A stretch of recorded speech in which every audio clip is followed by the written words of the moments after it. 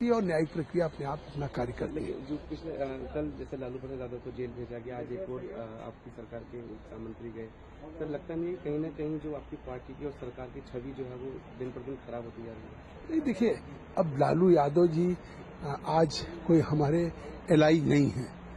उन्होंने एक समर्थन किया था, तो आज उस हिसाब से तो मैं समझता हूं कि जयललिता से लेकर के ऐसे तमाम लोग, भारतीय जनता पार्टी और एनडीए की भी सरकार थी कि जिनके ऊपर इस तरह के आरोप हैं, जिनको उस दागी अध्यादेश के अंतर्गत कवर होते हैं। और जहां तक रशीद मसूद की भी बात है कि आज वो ठीक हमारी पार्टी में है, राज्यसभा में है, लेकिन ये जब हुआ था तो वो हमारी सरकार के मंत्री नहीं थे। तो अब ये इस तरह की चीजें जो हुई हैं, अब इस पे जो फैसला एक तरह से न्यायालय से आया, तो उस न्यायिक प्रक्रिया के तहत वो फैसला है। उस फैसले का आज देश में सभी सम्मान कर रहे हैं, लेकिन इस तरह के फैसलों से भविष्य में कहीं न कहीं, चाहे वो राजनीतिक लोग हों या अन्य लोग हों, चाहे ब्यूरोक्रेट्स हों या समाज के सभी लोगों को इस बात का एहसास होगा कि हमें रूल ऑफ लॉ या जो प्रतिपादित सिद्धांत है उसी के अनुरूप हमको कार्य करना होगा। तो लेकिन जो ऑर्डिनेंस अगर पास हो गया होता तो लगता नहीं कहीं ना कहीं ये लोग बच सकते थे, लेकिन नहीं, देखिए, ऑर्डिनेंस तो आया ही था। अब एक ऑर्डिनेंस में एक सवाल ये भी उठता है कि अगर आज मान लिया 30 जारी कोर्ट से रशीद मसूद साहब को सजा हुई है 4 साल की, अब रशीद मसूद साहब निश्चित तौर से हाई कोर्ट जाएंगे। अगर ऊपर के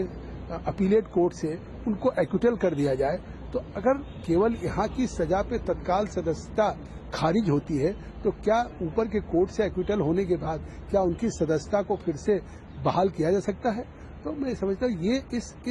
एक जो महत्वपूर्ण मुद्दा था, इस पे सर्वदलीय लोगों की बात हुई थी। आज जो भारतीय जनता पार्टी बड़ा क्रूसेडर बन रही है इसके विरोध में, वो भारतीय जनता पार्टी ने ही सर्वदलीय में इस विधेयक को जो राज्यसभा में पारित हुआ था और स्टैंडिंग कमेटी को गया लोकसभा में, और अध्यादेश के लाने में समर्थन था। और जब अध्यादेश आया है तब उन्होंने इसमें यू टर्न लिया है। लेकिन आपने देखा कि राहुल गांधी जी ने भी कहा कि अगर हमारी पार्टी में भी असहमति है और ऐसी चीज जिसमें जन भावनाओं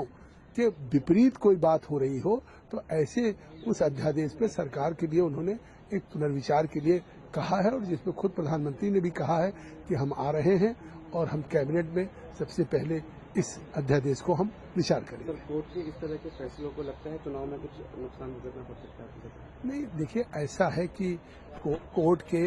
इस तरह के फैसले जो हैं ये इंडिविजुअल्स हैं, कि चाहे यहाँ पे है या ये हर पार्टियों में ऐसा नहीं कि आज कर्नाटका में भारतीय जनता पार्टी के साथ है। मैं कहता हूँ अगर कांग्रेस को इससे नुकसान है तो इससे ज्यादा गंभीर घटनाएं जो आज नरेंद्र मोदी को, जिनको प्रधानमंत्री का उम्मीदवार बनाया है, उनके जो सबसे विश्वस्त दाहिने हाथ है अमित शाह, जिनको उत्तर प्रदेश का भाजपा का प्रभारी बनाया है, वो उनके तत्कालीन गृह मंत्री थे, और उनके ऊपर उन्हीं की पुलिस की एसआईटी की जो सुप्रीम कोर्ट की निगरानी में जांच हुई है उसमें वो एक्यूज्ड हैं, जेल में थे, और आज भी वो मुकदमा चल रहा है जो फर्जी इनकाउंटर्स के, चाहे वो सोहराबुद्दीन के हों, चाहे वो तुलसी प्रजापति के हों, चाहे और जितने हैं, और जिसमें आज तमाम आईपीएस अफसर्स बंद हैं। बंजारा ने एक चिट्ठी से खुलासा भी किया कि उसमें उच्च स्तरीय तक लोगों का कोई निगरानी में हुआ। सर लगता नहीं कि पीएम वापस आ रहे हैं आज, जो बिल ऑर्डिनेंस जिसको लेकर बवाल मचा हुआ है, तो रिव्यू करने की? देखिए, एक बात प्रधानमंत्री जी ने कही है कि इस पे राहुल जी ने बयान दिया है, हमको एक चिट्ठी लिखी है, तो अब स्वाभाविक है कि वो हमारी कांग्रेस पार्टी की लाइन, कांग्रेस पार्टी के उपाध्यक्ष हैं, उन्होंने एक बात कही है तो वो एक पार्टी का स्टैंड है, तो उस पर हमारी सरकार कैबिनेट में लाएगी और सारी परिस्थितियों को मद्देनजर रखते हुए उस पर विचार करेगी, फिर जो कैबिनेट डिसीजन करेगी।